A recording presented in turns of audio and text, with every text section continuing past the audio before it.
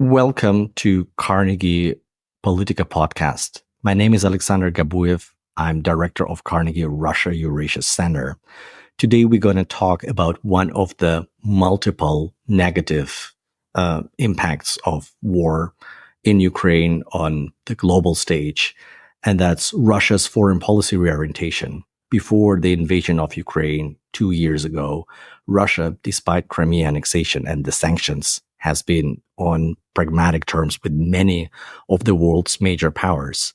Now, its treaty ally is surprisingly North Korea. Vladimir Putin has just conducted a trip to Pyongyang, has met Kim Jong-un, and has signed documents that are of real historic significance.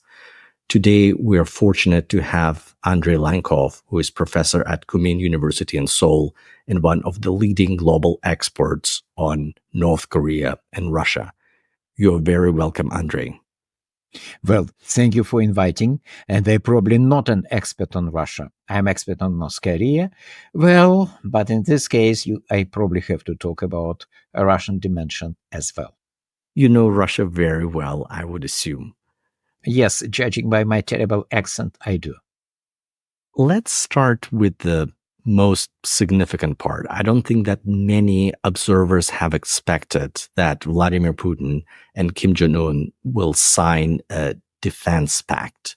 If you read carefully the Article 4, it's really very similar to the pact that the Soviet Union and North Korea used to have in 1961.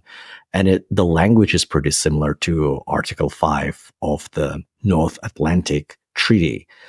How do you interpret that? Were you expecting this? And can you just walk us back in time of what and why that happened? First of all, I did not expect it to happen. I could not rule out, but until last moment, I was certain that we are talking about low probability scenario.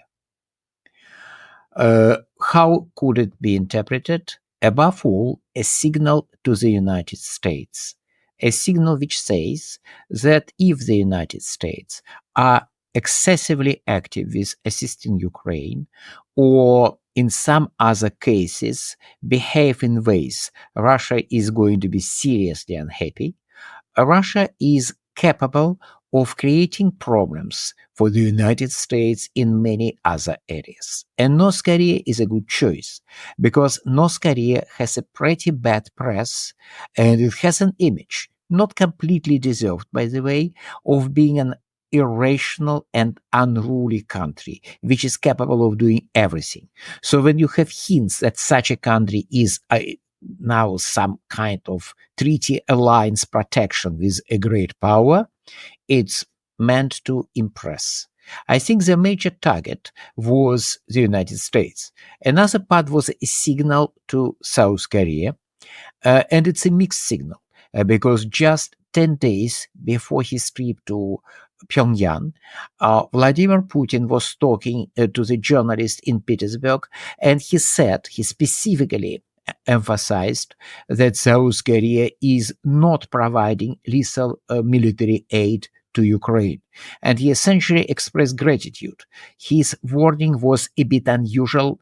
I cannot recall any other unfriendly country he would be talking in such terms. So it was a bit surprising. Obviously, it was a kind of double signal to South Korea. If you keep behaving yourself, if you don't provide Ukraine with ammunition and lethal aid, we also will be more careful. And if you don't listen to us, if you ship your ammunition to Ukraine, we will reciprocate by providing North Korea with some kind of military dangerous technology. It's more or less clear what Vladimir Putin's interest is, and you dissected the diplomatic part of it very well.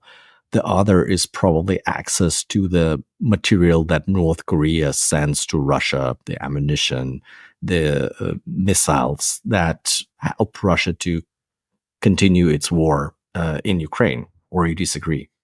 I would disagree. Because North Korea is happy to sell everything to everybody as long as they're getting money.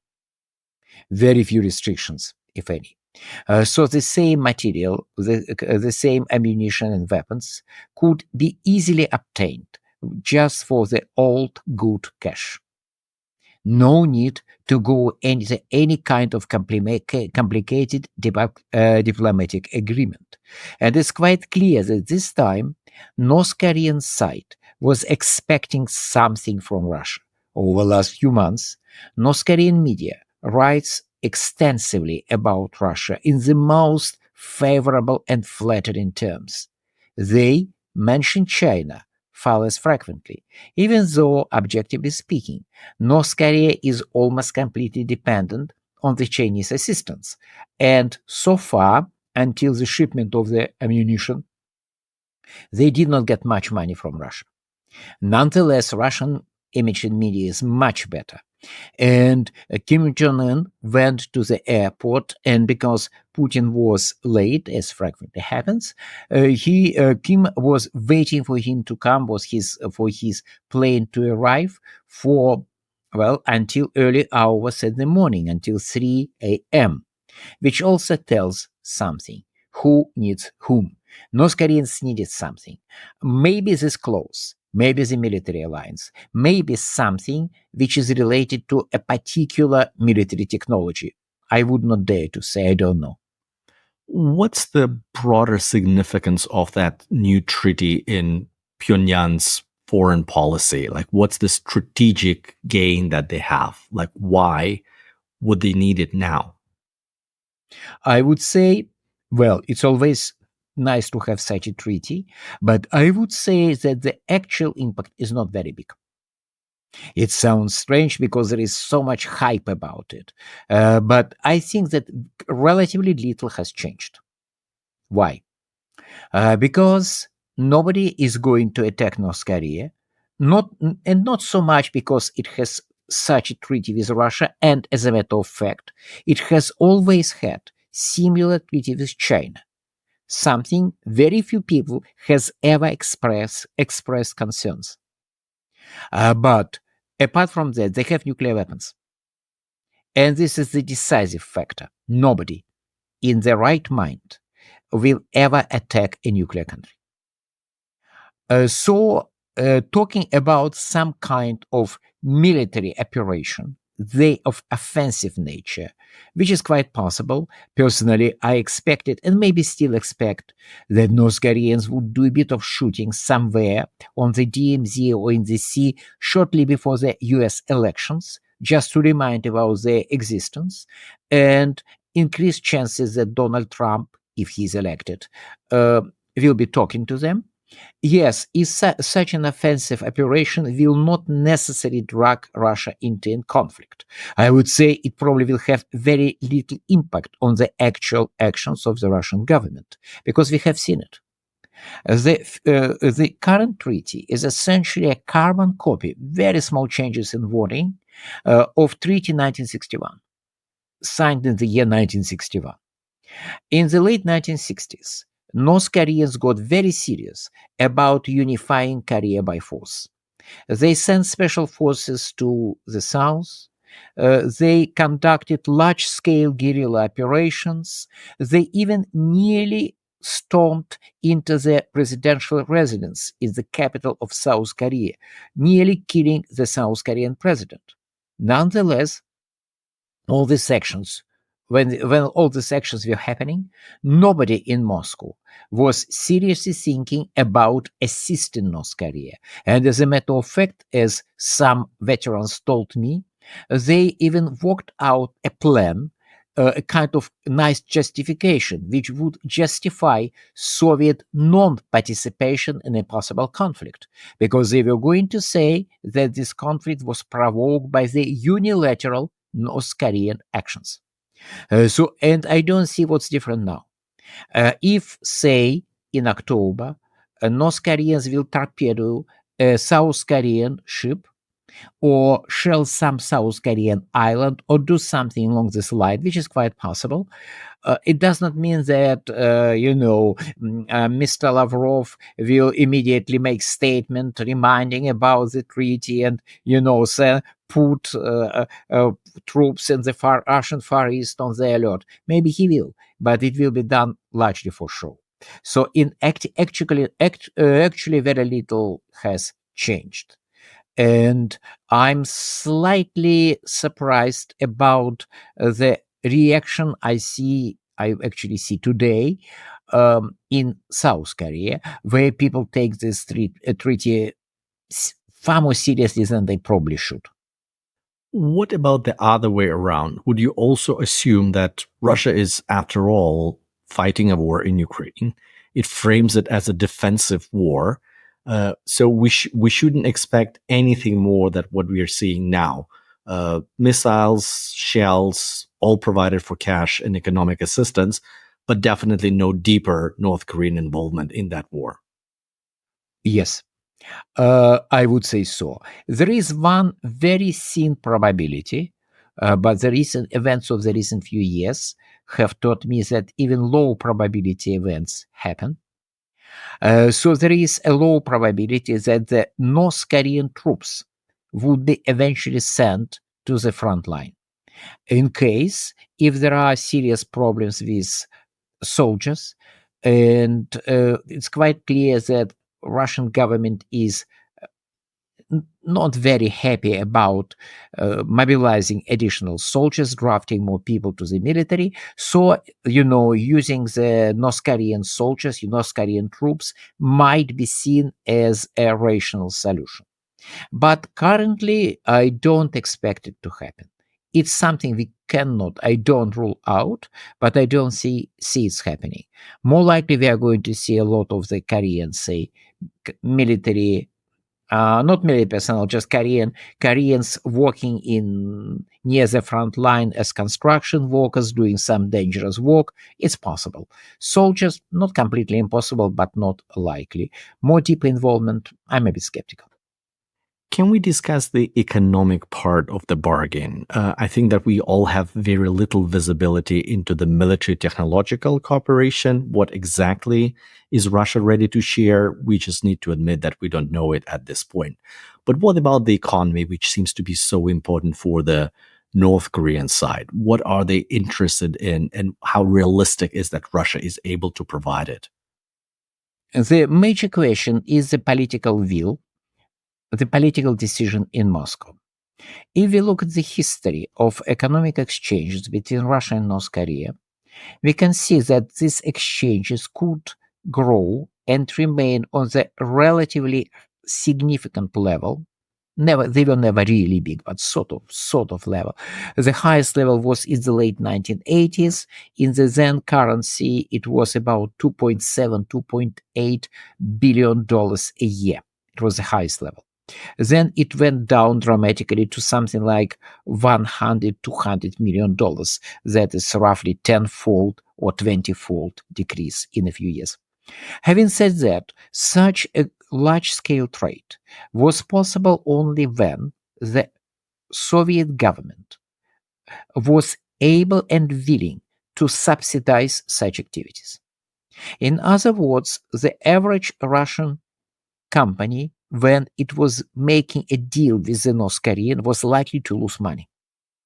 But the central government had many ways to compensate it. It was possible under the Soviet system. It would be much more difficult now. I cannot rule out that the Russian government, out of the strategic considerations, would make a political decision to support North Korea by subsidizing economic exchanges or some projects.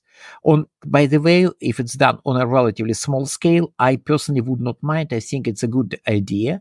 On a large scale, this money are probably going to be lost forever, because the result of their previous campaign of subsidizing North Korea was a massive debt, which was written off in 2012. About 11 actually billion US dollars were just forgiven because there were no chances to get it. The major problem, incompatibility of both economies. There is a small number of items where North Korean economy has competitive advantages, but none of these items are of any interest for the Russian economy. I'm talking about coal, and other mineral resources, and seafood, and a bit of textile. The only item North Koreans are good in exporting, which is also interesting for the Russian side, is labor. The North Korean workers who have been present in in Russia since 1946, for well, almost 80 years by now. And I would expect that there are a significant number of the North Korean workers would go to Russia in near future, but nothing else is going to be sold. And of course, North Koreans would like to buy a lot of Russian items, but they have no money to pay. In many cases, I would say they had neither money nor will to pay, no desire to pay. Then we can talk about logistics, about transportation programs. And if you look at people who followed Vladimir Putin to Pyongyang, you could see people related to the railways, to the communication, and it's sort of indication. And indeed, it makes perfect sense to use port facilities on the eastern coast of Korea in order to ship stuff, so relieving the pressure the major Russian ports in the maritime province and Far East are now facing, largely Vladivostok. So, a railway link, few dozen kilometers, connecting with the Russian, some port on the coast with the Russian railway network through Hassan station, and then you can use it. Actually, there is one company, Rasoncontrans, which is completely ready to start such operation. They were even operational for a while, but then sanctions make the activities impossible. Other option will be investing into the mineral deposits, mines, but it's risky. And it's noticeable that there were no people related to mining in the current delegation. Because, first of all, it takes a lot of time before mine will start make money. And many things can happen during this 10 of how many, 5, 10, 15 years. Maybe not 15, but still. Second, the scale of investment is pretty large. And on top of that, the experience of the foreign companies, not so much Russian, much more frequently Chinese investment, who invested in mining in North Korea, this experience is basically not very encouraging. Many of them lost their money. Some of them were just cheated of their money by the North Korean side. But with some careful control and some luck, it's possible. So again, labor a lot, logistics and use of port facilities, maybe money. It's outside the military stuff. It's probably the full list.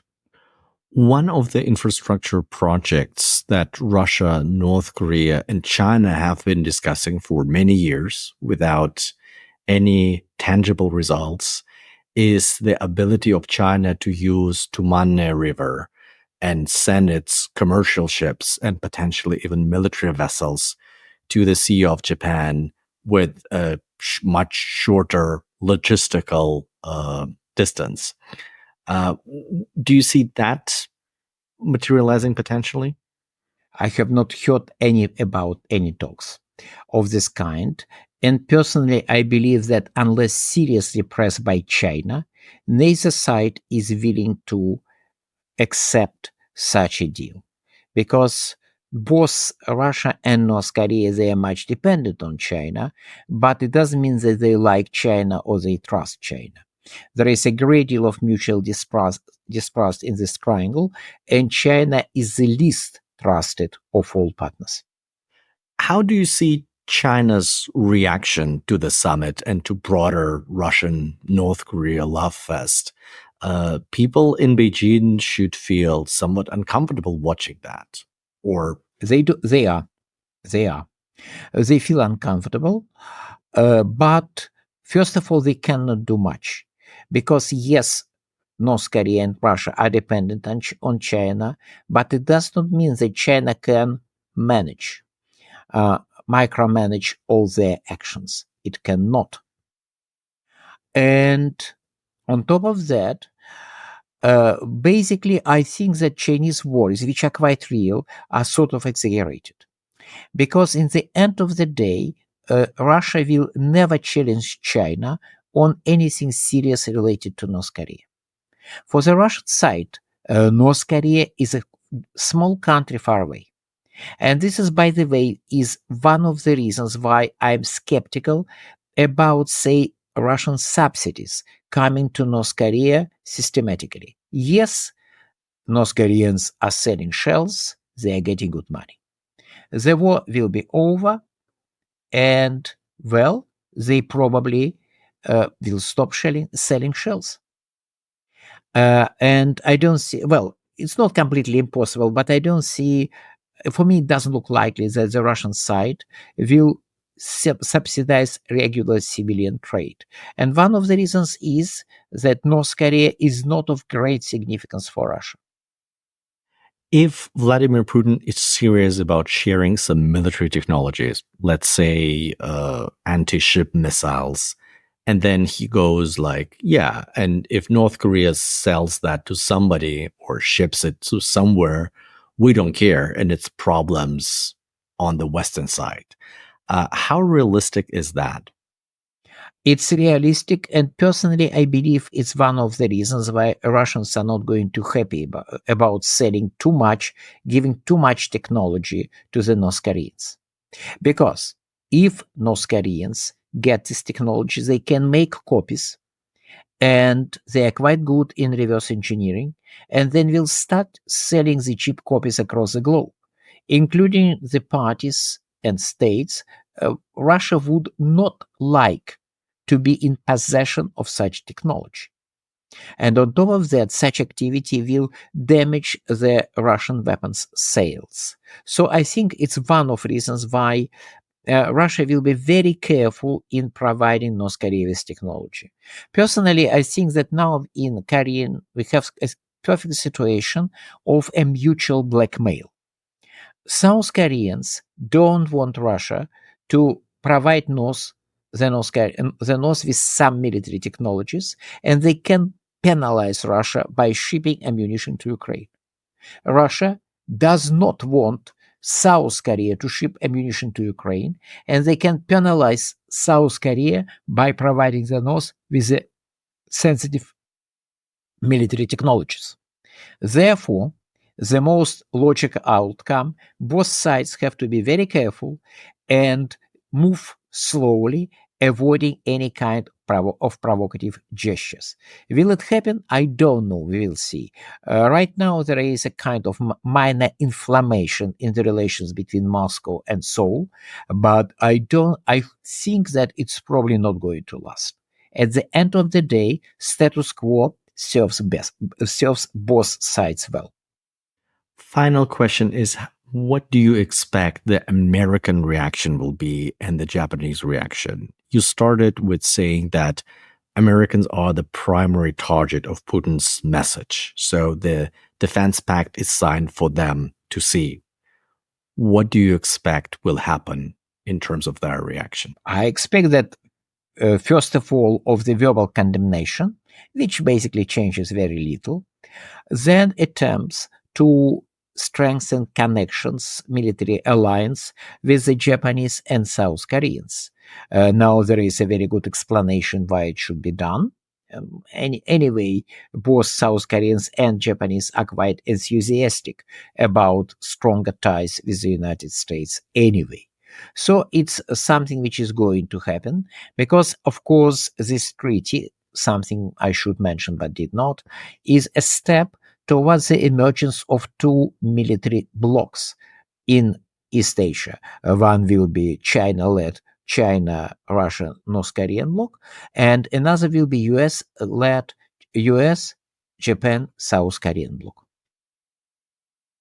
Thank you so much, Andrei. It was great to have you. I hope that your clear-eyed but still optimistic analysis is something that will happen. And let's check notes in a couple of months. Thanks for being with us. It will be good because events of the last few years taught me to be very skeptical about predictions and prognostication. Thank you so much.